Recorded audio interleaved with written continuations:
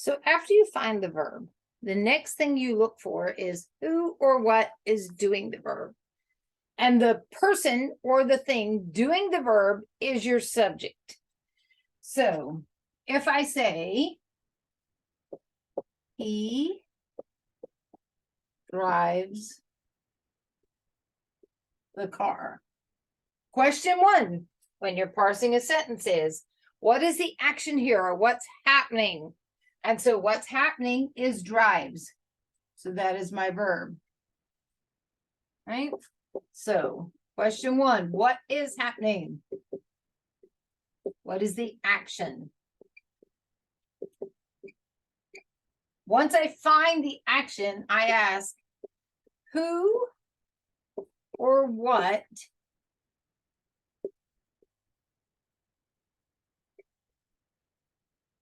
is doing the verb. So when I ask what is happening, I found my verb. When I ask who or what is doing the verb, I find my subject. So he drives the car. He is the subject. Right? And that subject, we say, is in nominative case. So nominative case, what can be a nominative case? Number one, a subject is in nominative case. Now let's look at that in German. Er fährt das Auto. What's happening? Oh, driving is happening. There's my verb. Who is driving? He is driving. So he is my subject. So nominative case is for subjects, the person doing the verb. There's another thing that can give me nominative case, but it won't happen with an action verb. So driving is an action verb. You see, I'm driving something. Fahren in German is an action verb. I'm driving something, or he is driving something. The other thing that can give us nominative case is something called a predicate nominative.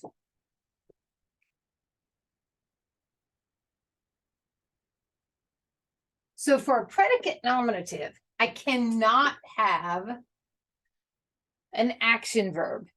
I need the linking verb. And the primary linking verb, of course, is my to be verb, sein. So now let's say she is my mother. All right. Question number one, what is happening here?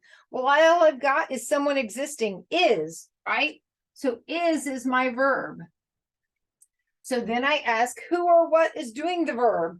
Well, she is. So she is my subject. So I need to ask myself, is there action here? Is she ising something? Sorry, that's a really terrible word, right? Or terrible question. But no, obviously not. So I look down here at mother. It cannot be a direct object because there's no action. But I'm like, look at this. She is equal to mother, right? So mother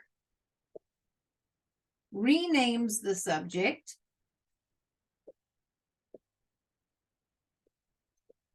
And it follows a linking verb.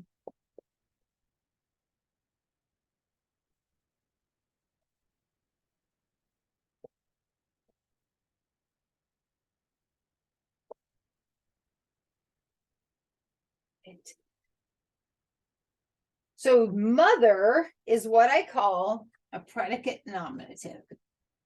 And the definition of a predicate nominative is that it renames the subject and follows a linking verb. Now, to rename the subject, it's going to also have to be a noun. Okay, she is my mother. All right, let's look at it in German. Sie ist meine Mutter. All right, what's happening? Ist, there's my verb. Who is? She is. There's my subject. No action happening here, but I do have a noun at the end of the sentence that renames the subject. So mother is predicate nominative. So that is nominative case. Now let's look at what nominative case is going to look like in German. With my articles, you remember that I have masculine, feminine, neuter, and plural. And these are all ways to say the. So I say der, die, das, die. Der Mann, the man. Die Frau, the woman. Das Buch, the book. Die Bücher, the books. Also for nominative case, I can have the indefinite article. So it can be ein Mann, eine Frau, ein Buch. Now I can't say a plural for ein because ein is a, which means there's only one, but I could say not any. And since I don't really want to say not any books because that would be a very terrible thing, let me say not any houses. And so I'm going to say keine Häuser. So this is what I have for nominative case. Now let me just throw in one more thing here for a nominative case. If it's the subject of the sentence and it's a pronoun, it can be I, ich, you, du, he, she, it, sie, es. Those are all singulars. And then we, wir, you all, ihr, and they.